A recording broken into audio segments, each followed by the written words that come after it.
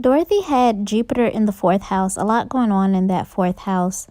Um, and it points to the positive things that her mother instilled in her, her etiquette, her charm, her class, her manners. Her mom played a big influence in her life, and she had a big role in pushing Dorothy into the life of a celebrity.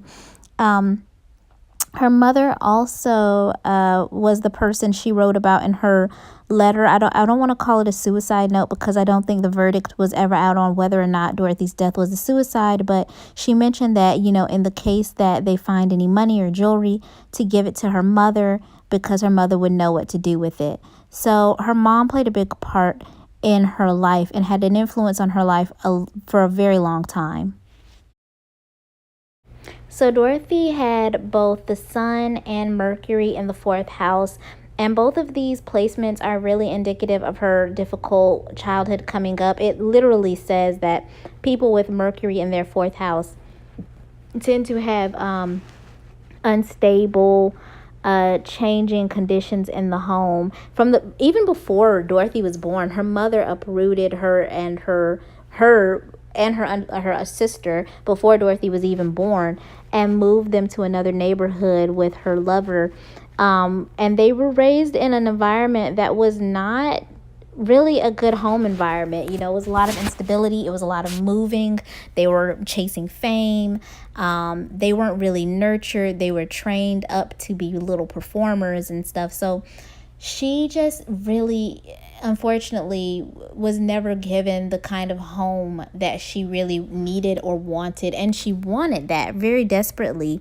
With that Sun in the fourth house placement, they tend to like secure home lives. They tend to try to create those kinds of home lives for themselves, and she wasn't able to do that. Even when she got married and began trying to have children, she was just not able to recreate that. And I feel it was something that she really was trying to do and something she really wanted to do. It probably made her extremely depressed not to be able to create any sort of, stable, healthy home environment for herself, even when she got older. So Dorothy had Venus in the fifth house, and it says that Venus in the fifth house causes attraction to the opposite sex. It creates romantic, popular people. These people tend to be very good with children. They become good parents. They enjoy working with children. They create organizations to help children. It also says they're creative people who become successful actors or have the potential to become successful actors. So all things that we have gone over before. Dorothy was a very lusty figure. She was a sex symbol, but she could switch from being the Madonna to being the mother. She could switch from being the diva to being the nurturer in a split second. There was something equally femme fatale, but also vulnerable about her. She did have the sex appeal and the talent, in spades, but there was also just this soft, gentle girl underneath that. Oh boy, now we get into the seventh house. And her Mars being in the seventh house. It says that Mars in the seventh house often means trouble in marriage and with business partners. Marriage can occur at an early age or without thinking it through. Their partners and friends can be aggressive and impulsive. Oh boy. So we have talked about that. Dorothy did not have the best track record with men, often mixing business and pleasure by marrying men in the industry, like her first husband, Nicholas, who was a known playboy and philanderer and who constantly neglected her and abandoned her and her daughter emotionally, as well as, abandoned them physically, leaving Dorothy to deal with her daughter's condition on her own. She married abusive men, physically abusive men, mentally abusive men. She married one man who was a club owner, and Dorothy was the one that financed his club. And this man, he forced her to perform in his club in an attempt to save his club. Dorothy, one of her friends described her, Geraldine actually, her best friend, described her as a masochist, just as if she was a woman addicted to the pain that love can bring. It was unfortunate, but her marriages were rocky and her businesses were rocky, and that's because too often she mixed business with pleasure, because oftentimes there wasn't separation between the two for Dorothy. For her, business was pleasure. I mean, this had been such a big part of her life for so long.